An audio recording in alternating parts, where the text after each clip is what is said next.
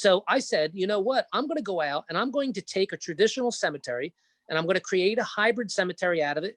And I'm going to teach people how to use that as a green space and not feel like what you just said, being overwhelmed with all the stones.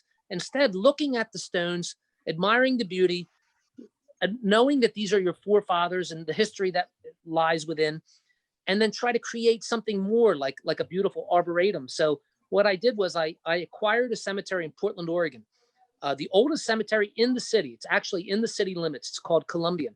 It's from 1848. And I mean, there's all kinds of Oregon Trail pioneers buried there and everything else. And it had these beautiful trees, giant, like I said, an arboretum of sorts. And it was in the middle of an industrial area. I mean, you would have driven by it and never known it was there.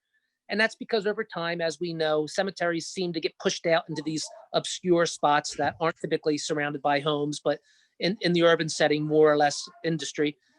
And the reason I tell you all this is we had a community about a mile down the street who didn't even realize the cemetery was there.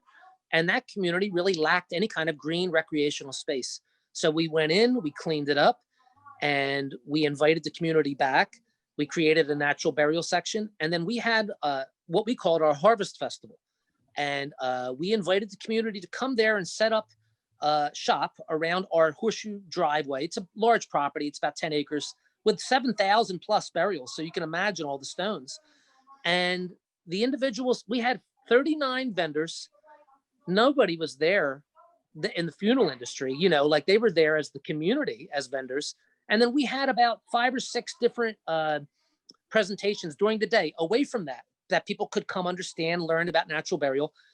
And it was an unbelievable success. And the reason I tell you is that now the community comes there. And again, like I said, they may bring their child there with a wiffle ball bat and a wiffle ball or a Frisbee, or walk their dogs. And I think we can even change the negative connotation around the larger cemeteries that do feel like this, giant expanse of the dead, of monumentation and nothing more.